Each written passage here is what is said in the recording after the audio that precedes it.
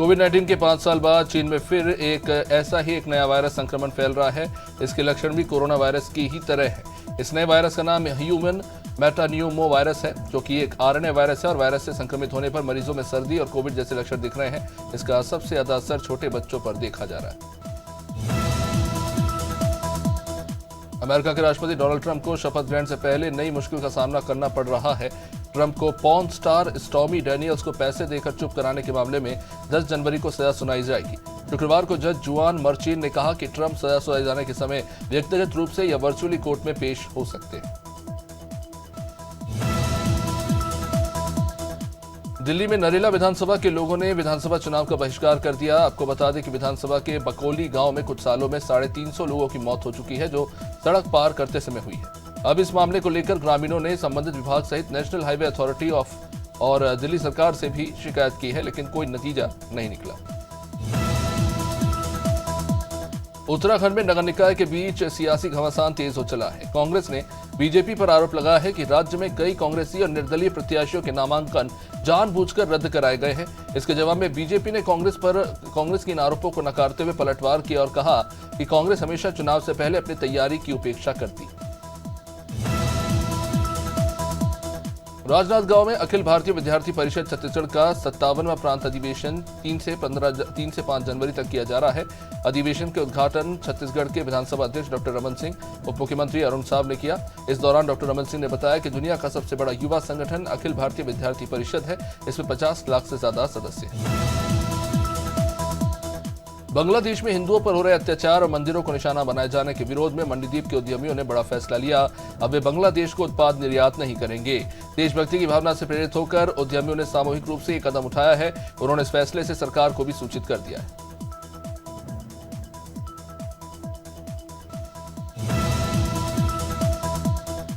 अब 18 साल से कम आयु के बच्चों को सोशल मीडिया पर अकाउंट खोलने के लिए अपने पेरेंट्स की सहमति लेना जरूरी होगा। इसके लिए केंद्र सरकार ने digital personal data protection act 2023 के तहत नियमों का ड्राफ्ट तैयार किया है। इस ड्राफ्ट को लोगों के लिए 3 जनवरी को जारी किया गया।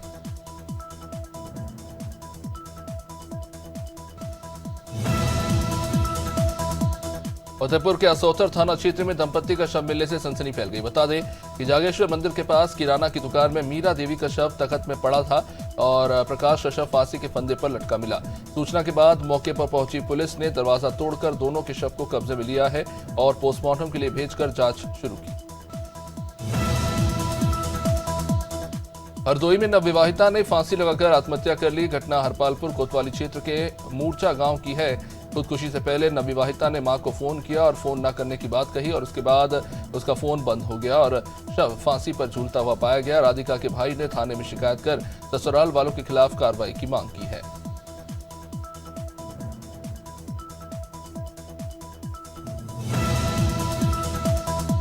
हाथरस में जिला अस्पताल के सामने कुछ लोगों ने पैथोलॉजी लैब संचालिका का अपहरण करने की कोशिश की और उसे बेहोश कर दिया। बता दें कि लैब संचालिका और आरोपियों के बीच कुछ विवाद चल रहा था।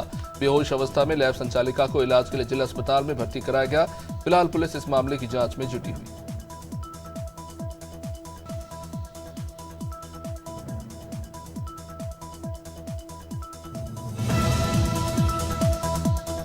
हाथरस में जियो फाइबर के मैनेजर का बदमाशों ने अपहरण कर लिया। मैनेजर के अपहरण का आरोप दिल्ली के कुख्यात टिल्लू ताजपुरिया गैंग पर लगा है। अपहरणकर्ता ने मैनेजर को छोड़ने के एवज में 20 लाख रुपए की फिरौती की मांग की। मैनेजर की पत्नी ने थाने में शिकायत दर्ज कराई है। फिलहाल पुलिस इस मामले की जांच कर रही है।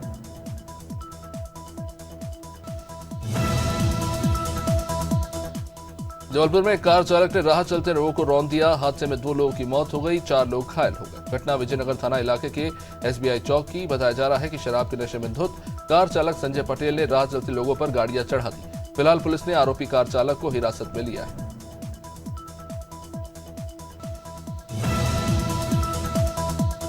टिहरी जिले के बहरी थाना क्षेत्र में तेज रफ्तार ट्रक और ऑटो के बीच टक्कर हुई। हादसे में ऑटो सवार 2 लोगों की मौत हो गई, जबकि 7 लोग बुरी तरह घायल हो गए। सभी घायलों को जिला अस्पताल में भर्ती कराया गया है, जहां हालत गंभीर होने पर सभी को संजय गांधी अस्पताल रीवा के लिए रेफर कर दिया गया।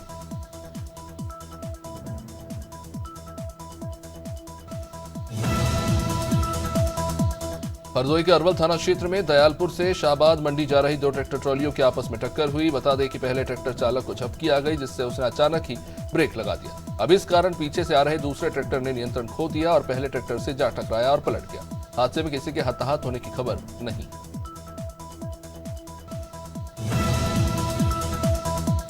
रायपुर के उरकुरा इलाके में भूमाफिया ने सरकारी नाले और रोड पर अवैध कब्जा कर निर्माण कार्य शुरू कर दिया।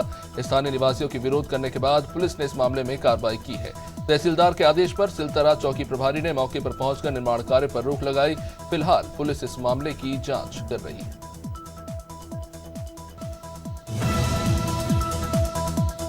मथुरा की देवी आर्ट्स रोड पर जैत पुलिस और बदमाशों में मुठभेड़ हुई। पुलिस की जवाबी कार्रवाई में गोली लगने से एक बदमाश घायल हो गया।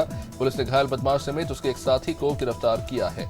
बदमाशों के पास से 4 बाइक, 11 मोबाइल समेत हथियार बरामद हुए।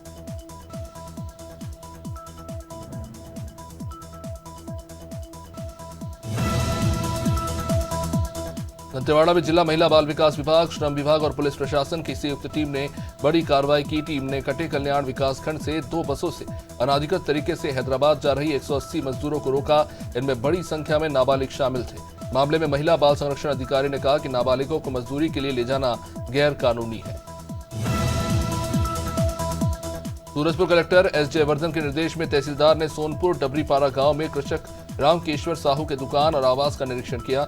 जांच के दौरान यह पाया गया कि रामकेश्वर साहू ने पहले ही समिति में धान बिक्री कर दिया। उसके बावजूद उसके पास 100 बोरी धान का अवैध भंडारण पाया गया। प्रशासन ने अवैध धान को जब्त कर लिया है। कार्रवाई जारी है।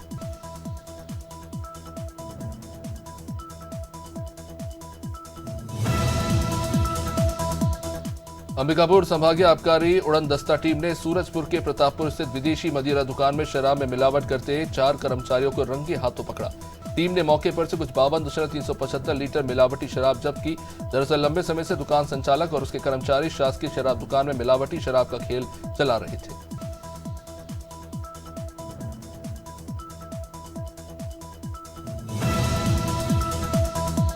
लखनऊ के बख्शीका तालाब में विकास प्राधिकरण ने अवैध प्लांटिंग पर कार्रवाई की। एलडीए की टीम ने जोन 5 में संतोष शुक्ला और पंकज मौर्य की ओर से बनाई जा रही अवैध प्लांटिंग पर बुलडोजर चला दिए। करीब 3 घंटे तक चली इस कार्रवाई में नाली, बाउंड्री और गेट सहित अन्य अवैध निर्माणों को तोड़ा गया।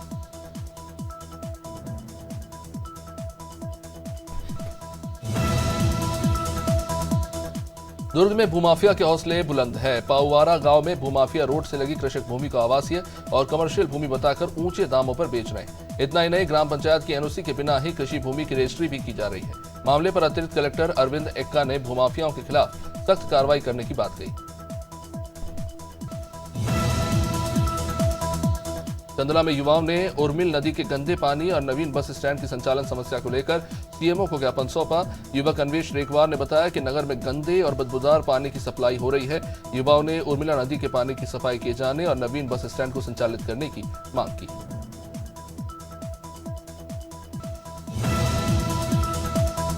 इंदौर से प्रयागराज के लिए 11 जनवरी से सीधी फ्लाइट शुरू होगी।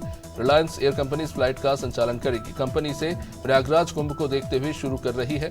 जानकारी के अनुसार अलायंस एयर की फ्लाइट नंबर 91342 हर शनिवार को इंदौर से शाम 8:05 बजे रवाना होकर रात 10:05 पर प्रयागराज पहुंची। इंदौर में 5 नए फायर स्टेशन बनेंगे। ये स्टेशन स्कीम 78, देवा गुरड़िया, राऊ, धार रोड और आईएसबीटी कोमेडी में प्रस्तावित है। ये निर्णय शुक्रवार को जिला आपदा प्रबंधन समिति की एक बैठक में लिया गया। कलेक्टर आशीष ने कहा कि इसके लिए जमीन चिन्हित कर शीघ्र ही आवंटन प्रक्रिया पूरी करेंगे। Indian institute of interior designers ने 9 से 12 जनवरी तक इंदौर के होटल शेराटन ग्रैंड में एक ग्रैंड इवेंट शोकेस का आयोजन करेगा। इस इवेंट में इको फ्रेंडली और सस्टेनेबल डिजाइन पर ध्यान केंद्रित किया जाएगा। इसमें 40,000 वर्ग फीट क्षेत्र में इंटीरियर और आर्किटेक्चर मटेरियल की एग्जीबिशन होगी। इसमें 80 से ज्यादा स्टॉल होंगे। शहडोल रीवा हाईवे में महिला मजिस्ट्रेट की कार ने बाइक सवारों को ठोकर मार दी। हादसे में 2 सगे भाइयों समेत 3 लोगों की दर्दनाक मौत हो गई। घटना के बाद कार ड्राइवर मौके से फरार हो गया। घटना की जानकारी मिलने के बाद मौके पर पुलिस पहुंची और शवों को पोस्टमार्टम के लिए भेजकर इस मामले की जांच शुरू कर दी गई।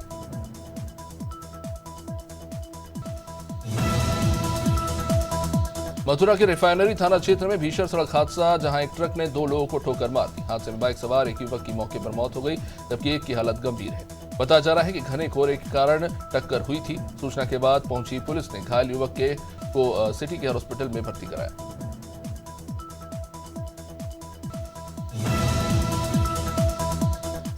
सीतापुर में बड़ा हादसा होने से टल गया। ज्यादा कोहरा होने के कारण एक ट्रक ओवरब्रिज के गड्ढे में जा घुसा। बता दें कि बिहार से चावल लेकर आ रहा यह ट्रक सिंधौली के 20वां चौराहे के पास बन रहे ओवरब्रिज के गड्ढे में घुस गया। कोहरे के कारण ट्रक चालक गड्ढे को देख ही नहीं पाया और उसमें चला गया। चालक ने ट्रक से कूदकर अपनी जान बचाई। मथुरा के थाना कोतवाली क्षेत्र स्थित प्रोफेसर्स कॉलोनी में शॉर्ट सर्किट से एक परचून की दुकान में आग लगी और दुकान के अंदर रखा लाखों का माल जलकर बर्बाद हो गया। दुकान मालिक ने आग की सूचना फायर ब्रिगेड को दी थी। फायर ब्रिगेड की गाड़ी 1 घंटे की देरी से वहां पहुंची। आग को बाद में बुझाया गया।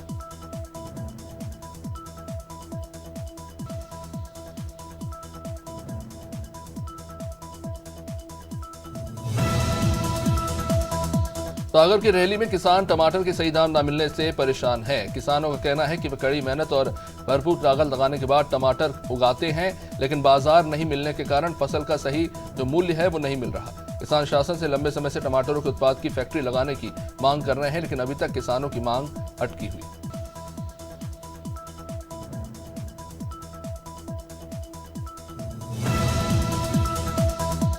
देवेंद्र विधायक डॉक्टर राजेश वर्मा ने खेलों को बढ़ावा देने और प्रतिभाओं को निखारने के लिए कई कार्यक्रमों का आयोजन किया। उनका यह मानना है कि खेलों से बच्चों का शारीरिक और मानसिक विकास होता है। कार्यक्रम में मुख्य अतिथि के तौर पर रजनी बागरी को आमंत्रित किया गया, जो हाल ही में एमपीपीएससी परीक्षा में रेंजर के पद के लिए चयनित हुई है। मंदसौर जिले के भावगढ़ थाना क्षेत्र में एक बोरे में नाबालिग का शव पाया गया। 8 दिन बीतने के बाद भी पुलिस नाबालिग की शिनाख्त नहीं कर पाई। नाबालिग की पहचान के लिए पुलिस ने 10,000 रुपए के इनाम की घोषणा की है।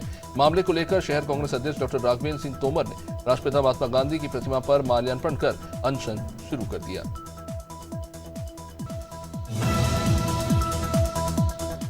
सागर में अग्निवीर भर्ती रैली का आयोजन 6 से 13 जनवरी के बीच होना है। इस रैली में भाग लेने वाले अभ्यर्थी बिना किसी परेशानी के पहुंच सके, इसके लिए रेलवे ने ट्रेन चलाने की मंजूरी दे दी है। ये ट्रेन 5 जनवरी से लेकर 10 जनवरी के बीच में चलेगी। ट्रेन मुरैना, भिंड, ग्वालियर और डबरा होकर संचालित की जाएगी। जबलपुर लोकायुक्त की टीम ने एसआई को 5,000 की रिश्वत लेते रंगे हाथों गिरफ्तार किया। आरोपी विनोद दुबे ने फरियादी से चालान पेश करने के एवज में 10,000 रुपए की डिमांड की। इसकी शिकायत फरियादी ने लोकायुक्त से कर दी। बता दें कि सिविल लाइन थाने में पदस्थ विनोद दुबे पहले भी फरियादी से रिश्वत ले चुके हैं।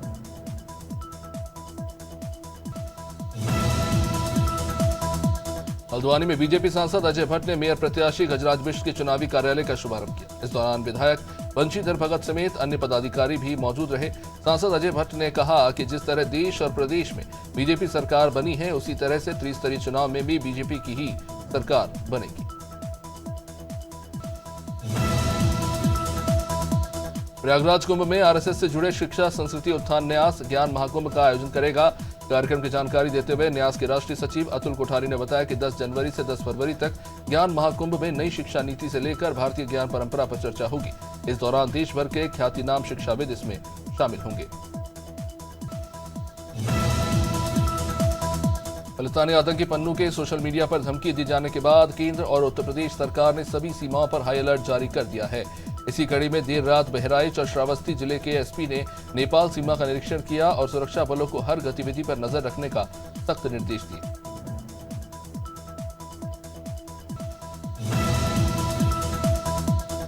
क्विक कॉमर्स सर्विस ब्लिंकिट ने 2 जनवरी को एम्बुलेंस सर्विस शुरू की। इस पर केंद्रीय वाणिज्य मंत्री पीयूष गोयल ने कहा कि ब्लिंकिट की एम्बुलेंस सर्विस के लिए क्विक कॉमर्स कंपनी को देश के कानून का पालन करना होगा। इसके अलावा अन्य कानूनी जरूरतों का भी ठीक तरह से ध्यान रखना होगा।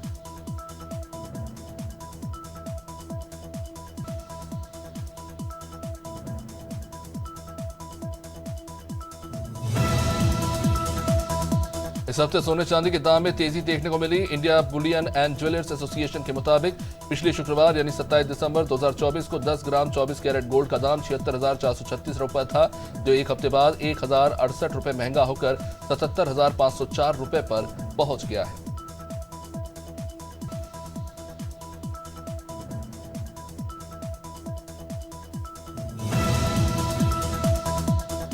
आरबीआई ने भारत के सबसे बड़े प्राइवेट बैंक एचडीएफसी को Kotak Mahindra bank AU small finance bank और कैपिटल स्मॉल फाइनेंस बैंक में निवेश की मंजूरी दे दी है। आरबीआई ने यह मंजूरी बीते दिन 3 जनवरी को दी है, जो अगले साल 2 जनवरी 2026 तक मान्य है। यदि समय सीमा के अंदर एक्विजिशन को अंतिम रूप नहीं दिया जाता तो यह मंजूरी खत्म हो जाएगी। फैंटम स्टूडियोज और एजीएस एंटरटेनमेंट ने आमिर खान के बेटे जुनैद खान और श्रीदेवी की बेटी खुशी कपूर के थिएटर डेब्यू की तैयारी पूरी कर ली है। दोनों जल्द ही रोमांटिक कॉमेडी फिल्म से बड़े पर्दे पर धमाल मचाने के लिए तैयार है। फिल्म लव यापा की घोषणा के बाद इसका टाइटल ट्रैक भी रिलीज हो गया है, जो लोगों को और भी ज्यादा एक्साइट कर रहा है। सिंगर हिमेश रेशमिया की high octane action musical film badass Ravi Kumar को लेकर बड़ी खबर सामने आई है। बता दें कि यह फिल्म 7 फरवरी को सिनेमाघरों में रिलीज होने वाली है। इससे पहले इसका ट्रेलर 5 जनवरी को जारी किया जाएगा। ये फिल्म हिमेश रेशमिया की साल 2014 में आई फिल्म द एक्सपोज का स्पिन ऑफ है। एक्ट्रेस उर्वशी राउतेला ने हाल ही में न्यू ईयर पर सबसे कम उम्र की सुपरस्टार और ग्लोबल आइकन के तौर पर अपनी पहचान बना ली है। खबर है कि उर्वशी ने नए साल के मौके पर परफॉर्म करने के लिए 7 करोड़ रुपए की फीस ली है। आपको बता दें कि सोशल मीडिया पर उर्वशी के 100 मिलियन से भी ज्यादा फॉलोअर्स हैं।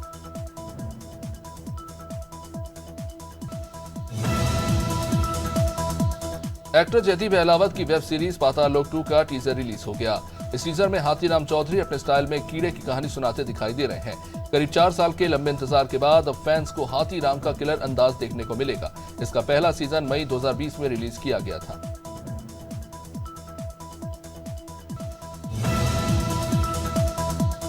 ग्वालियर के मध्य प्रदेश के ग्वालियर, चंबल और रीवा संभाग के 12 जिलों में सुबह घना कोहरा रहा, तो वहीं 11 जिलों में मध्यम कोहरा छाया रहा।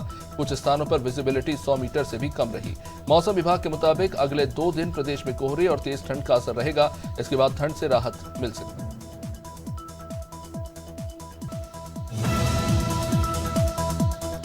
छत्तीसगढ़ में बीते 3 दिनों से कड़ाके की ठंड पड़ रही है। कई जिलों में रात का तापमान सामान्य से कम है। मौसम विभाग के मुताबिक प्रदेश में आने वाले 24 घंटे तक न्यूनतम तापमान में कोई विशेष बदलाव होने की संभावना नहीं है। सोमवार से रात के तापमान में 2 से 3 डिग्री सेल्सियस की मामूली बढ़ोतरी होने की संभावना है।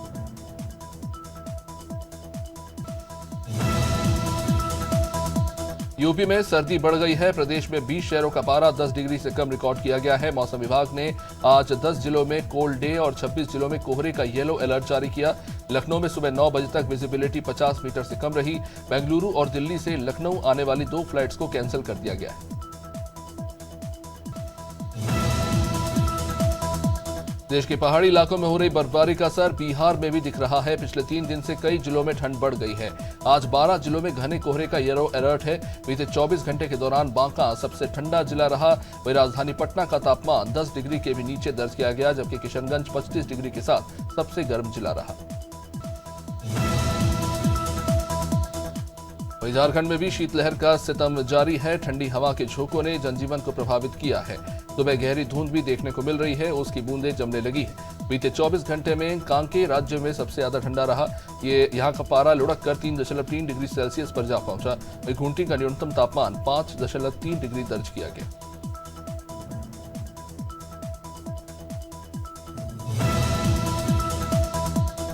राजधानी कई शहरों में शनिवार सुबह भी घना कोहरा रहा। कई शहरों में तो विजिबिलिटी 20 मीटर से भी कम हो गई। श्रीगंगानगर, अलवर, दौसा, कोटा, भरतपुर, सीकर, चूरू आदि ऐसे तमाम जिलों में हाईवे पर गाड़ियां रेंगती हुई नजर आई। दिल्ली में घने कोहरे के कारण 12 फ्लाइटों को जयपुर डायवर्ट करना पड़ा।